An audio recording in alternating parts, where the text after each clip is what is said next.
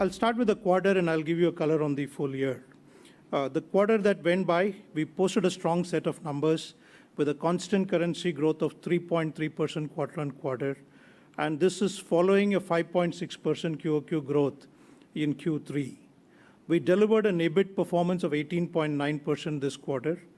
The most significant aspect of last quarter is we hit a booking peak again. It was the highest booking we did ever happen in the last quarter. And if you've been following our commentary on booking, this will be the third time in this year where we've hit a booking peak. We also had a very strong growth in our next generation services, which is our digital and cloud and Internet of Things and cybersecurity. We grew 28.7% year on year. This solid performance is a strong testimony to a brilliant execution in our chosen market segments. If you want to look at the full year performance, our revenues grew 11.8% in constant currency, which is higher than the top end of the guidance that we gave in the beginning of the year. Of course, 11.8% is in constant currency. We met our EBIT margin guidance for the fiscal, closing the year at 19.5%, which is within our guided range. In rupee terms, our revenues grew 19.5% year on year, and our EBIT grew 18.3% year on year. The combined share of Mode 2 and Mode 3 revenues stands at 28.3% for fiscal 19, growing from 23.4% in fiscal 18. We signed 78 transformational deals in FY19. In Q4 itself, we signed 17 deals. We've also witnessed very strong client additions, and our large customer base, which is greater than $100 million customers, continue to increase. We added 2 more customers to our $100 million category. Giving us a little more color on the service lines, verticals, and geographies, our infrastructure business has posted a stellar result. We've grown 11.1% year on year for this fiscal. This quarter, it grew 7.3%, and this is on the back of a 10.4% growth in the previous quarter. So infrastructure business is witnessing a strong momentum. Our engineering and R&D services grew a solid 19.5% year on year on constant currency basis. Our business services, which is now called digital process operations, posted a solid 51.5% year on year. This is well supported by a significant transformation that we've done in our digital process operations service by bringing in RPA, AI, and machine learning-led automation, which is what is helping us deliver good growth in our digital business process operations. Our application business grew 3.5% year on year. However, this quarter, our application business posted a greater than 5% quarter on quarter growth, which is one of the highest growths from a quarterly perspective. Overall, application business is a little soft from a year on year perspective compared to the other business lines. This is attributed to a couple of clients in financial services in Europe, as we had mentioned earlier. In terms of verticals, technology and services vertical grew 30.7%, and life sciences and healthcare grew 22.7%. These are the 2 top performing verticals. In terms of geographies, Americas, Europe, and rest of the world, all of them delivered a double-digit growth. And ROW, excluding India, also delivered a double-digit growth. As I mentioned earlier, our Mode 2 services delivered a strong 28.7% year-on-year constant currency growth. It's really backed by our investments in building capabilities and competencies in a plethora of next-generation skills, investing in labs, investing in the partner ecosystem to drive the right outcomes for our clients. All of this has helped us grow 28.7%, and our engagement with our clients in the digital space is quite different from what the traditional players are engaged in. We are working in a lot of engagements with an outcome-based solution, and we're also focused on delivering an integrated stack with digital as a top-up from the overall solution perspective. And we will continue to invest in the new generation services in FY20 as well. Our Mode 3 business grew 48.4%, driven by products and platforms in constant currency terms. And I'm happy to share we've launched a whole set of new products, which is all our own IP. And this is going to strengthen our overall portfolio in terms of products and platform. As we enter into FY20, I believe FY20 will be a good year for us. It's a good year for it is going to be a good year for the industry as well. The demand for technology services and products is definitely very high. It's very clear that every industry is getting reimagined with a lot of technology solutions to deliver or reimagine their businesses. So that's going to create a tailwind for the technology services as we go into FY20. And all the investments and capabilities that we have built, which has helped propel the growth in FY19, will continue to do so in FY20. In infrastructure business, which is really the digital foundation of an enterprise, we see growth coming from two key areas. First is there is a reality which is sinking in that it's very important for all large enterprises to adopt hybrid cloud. And this will, while you continue to consume public cloud, you will also need to build software-defined stacks within your enterprise. So hybrid cloud is the right strategy, and there is a significant mind share around hybrid cloud strategy, and we are very, very strongly positioned to encash on that opportunity. The second big theme is around digital workplace, which is driving from servicing devices to users to experience. And our offerings are highly differentiated. We are the only player who's on the top quadrant in all the analyst reports, and we have a very strong mind share in the digital workplace services. In terms of industry segments, what we're interestingly seeing is some of the traditional laggards like manufacturing, both discrete and process manufacturing industries, thanks to technologies like 5G and Internet of Things, are investing significantly to see how they can leverage these new technologies to modernize their business or create a multiplier effect on their revenues and customer experience and their market penetration. So we see these segments doing very well, and that's going to also help HCL grow. And overall digital transformation spend, if you look at the overall industry, IT services spend is about $6 trillion, and about 20% of that is in the digital space, and that's growing at 18% year on year. It is forecasted to grow at 18% year on year. And our Mode 2 services are well equipped to kind of leverage this big opportunity that is in front of us. In FY20, we aspire to have our combined Mode 2 and Mode 3 revenues to be about 35% of our total revenue. And this is exactly what we committed 3 years back, that in 4 years we want to get to 35%. The mix of Mode 2 and Mode 3 should be 35%.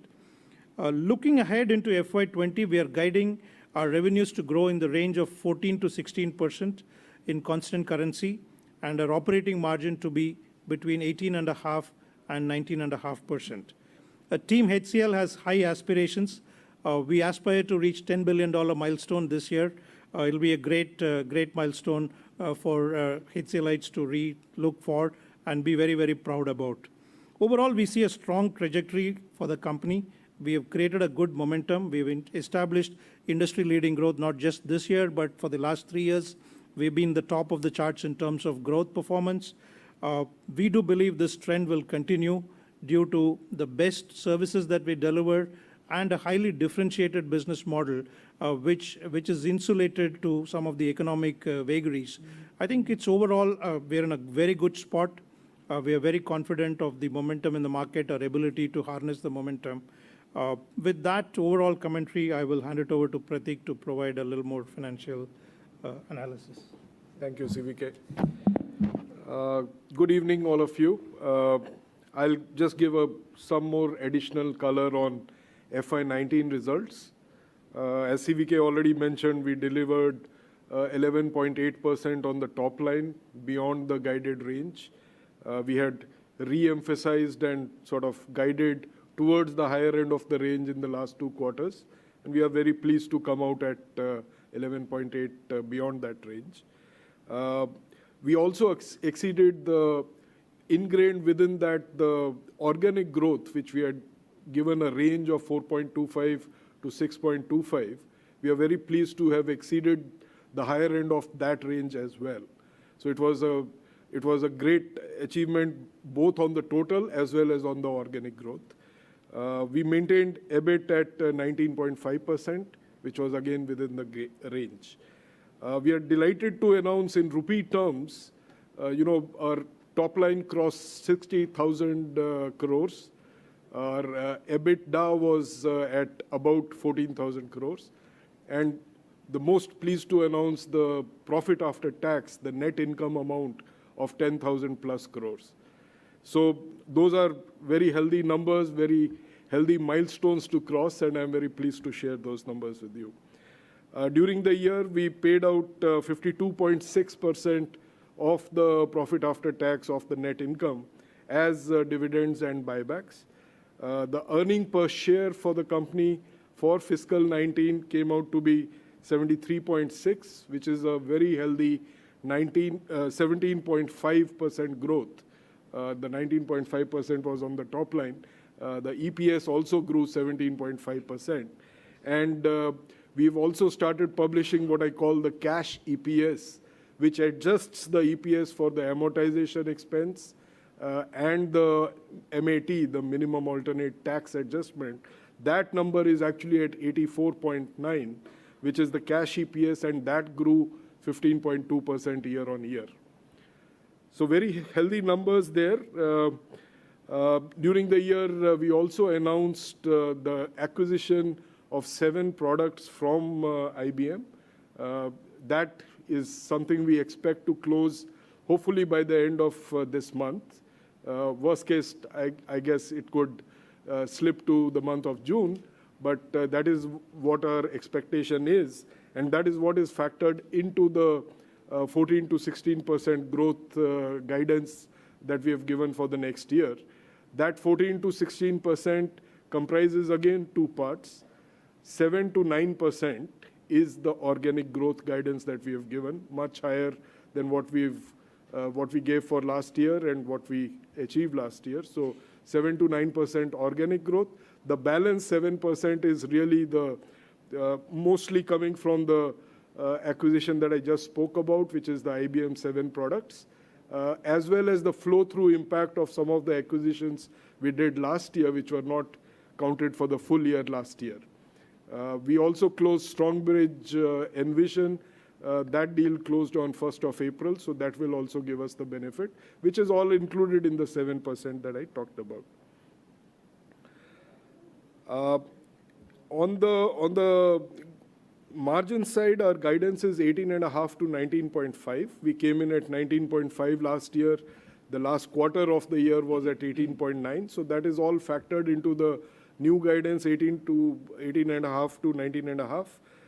And we continue to invest in our Mode 2 businesses, especially because over the last 3 years we have invested. We are seeing the fruit of that, and we believe it is the right time to keep investing where this can generate disproportionate returns for us. So with that, I'll hand over to Anand. Thank you, Prateek. I don't know if this is audible. Thanks, Prateek. As CVK said, this has been a really fantastic year for our Mode 2 services business. And we've been talking about it for the last 2 years that we saw this inflection coming, and that's where we were investing, building out the capabilities. Just to remind all of you, our Mode 2 services include our digital and analytics services, which includes our experience design, modern applications, and analytics and data. It also includes our cloud native and cloud transformation services. It includes our IoT capabilities, and it includes our cybersecurity services. These are the services where, as CVK said earlier, enterprises are significantly changing their IT spend to digital spend. And the spend is moving to these set of capabilities and services that they are trying to build within themselves. And we're seeing this across the enterprise vertical. So traditionally, in the first few years, we only saw consumer-facing enterprises, that is, retail, CPG, banking, retail banking kind of customers transforming digitally faster. In the last 2 years, we've actually started to see B2B and B2B2C enterprises, so manufacturing, utilities, oil and gas, actually start looking at digital transformation, not just for consumer engagement, but also for operational effectiveness and efficiencies. And so we're seeing more and more full stack set of digital transformation services that include applications transformation, the underlying foundations of infrastructure and cloud, and then, of course, business process services transformation. So we're seeing a lot of that in the last 1 year. So it was a fantastic growth year, 28% growth overall from the year that went by, but I think the last quarter was 14% growth, again, on a high growth quarter behind that.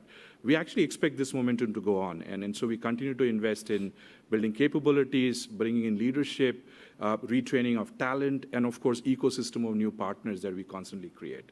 Apart from that, Prateek mentioned the acquisition that we recently did. Most of this growth so far has come organically, and we only will look at acquisitions for capabilities or point sort of strengths that we want to add to our capabilities. So StrongBridge Envision was an acquisition we did in the US, a company that brings strong capabilities around digital strategy, organizational change management, and really digital program management, things that are really, really critical in execution of large-scale digital programs. So we'll continue to build organically. We see the momentum across the verticals. We actually think that digital transformation is becoming mainstream and only starting off in its real avatar, and we're kind of well geared to participate in that market. With this, I'll give this over to Apparao to cover the HR transformation at HCL. Thanks, Anand. Good afternoon to everyone. You heard the growth story of HCL. So if the growth story has to be intact, obviously the people story has to be intact. So a bit of metrics on the people part. This quarter, we had a gross hiring of 14,249 people with a net hiring of 5,637.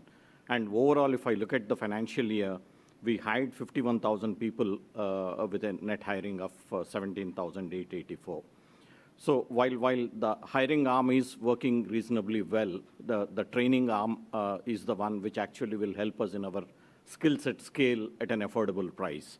So we have dramatically improved our training hours. I mean, last quarter, we were doing around 30,000 training hours, 30,000 people training.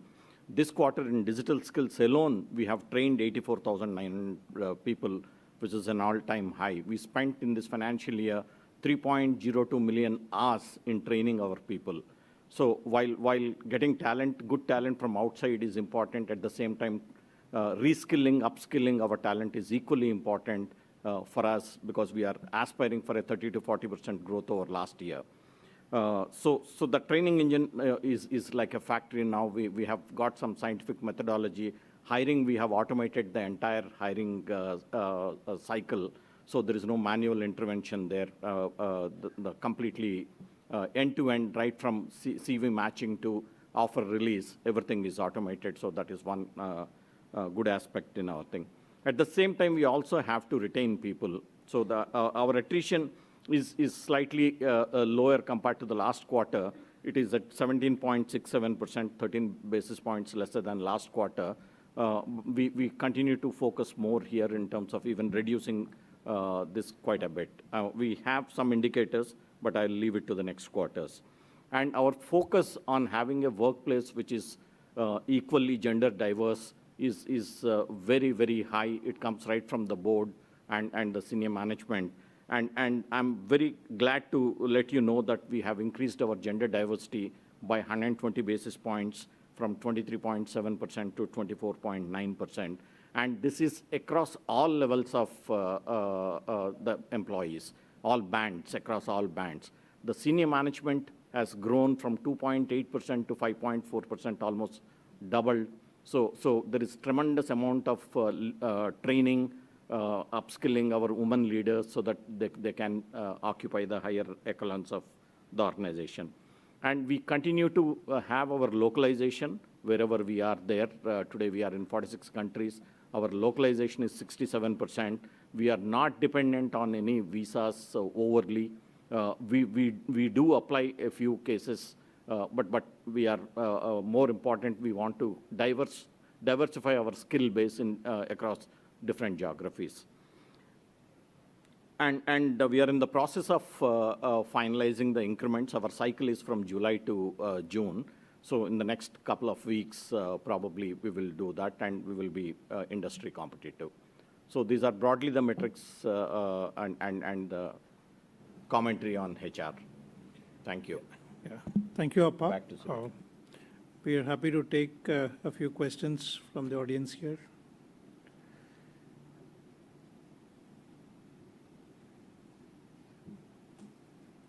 call. Start here. Hi, I'm Varun Sood from Mint. Two quick questions, please. Firstly, what was the organic growth for this year? So overall was 11.8%. Organic growth was higher than the highest end of our guidance. We had said 4.25 to 6.5. Our organic growth was higher than that. So how much was it? Can you just let me know? Between 6.3 to 6.5. So. Okay, thank you. So the second is that it was a record bookings, like you said, third consecutive straight quarter. But if I look into your Mode 3 strategy, much of the growth is coming from acquisition-led or IP-led, which broadly comes under the Mode 3. So how do I really reconcile when you are saying that there has been record bookings because your traditional Mode 1 business continues to grow about 4.5 year over year? Sure. Much of your growth is just from Mode 3. And even in FY20, you've said much of the growth will, again, not much, but significant growth will be about 7% would be from acquisitions. So how do you reconcile the two, sir? Yeah, so basically, if you look at our breakdown, our 14 to 16, 7% is inorganic, 7 to 9% is the organic growth, and 7 to 9% is significantly higher than the growth that we delivered last year. And this all comes grounds up based on the planning, some deals that we have signed during the year that has helped us deliver a better outcome than even the guided range. Right, the deals that we signed 3 quarters back, that would have already, some of it would be already in our run rate in this quarter. This quarter we did 3.3 quarter on quarter, and after a 5.6% in the previous quarter. So some of that is in the run rate, and it will continue to accelerate.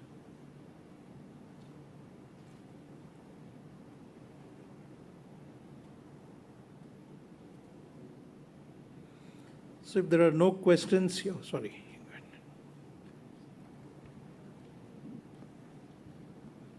Hi, Leroy from Cogensis. So you've given a guidance of 7 to 9% for organic growth and about 7% for revenue from IBM acquisition.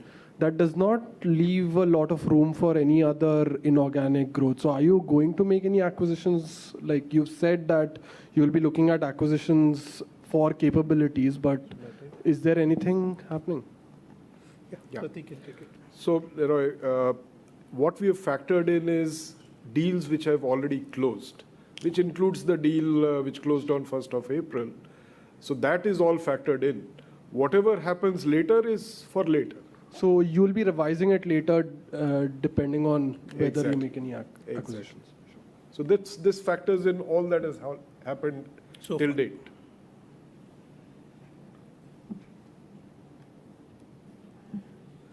So if there are no questions here, we are happy to take questions from the participants on the call. Over to you, operator. Thank you very much, sir. Ladies and gentlemen, we will now begin with the question and answer session. Participants on the audio bridge, if you'd like to ask a question, you may please press star and 1 on your touchtone telephone.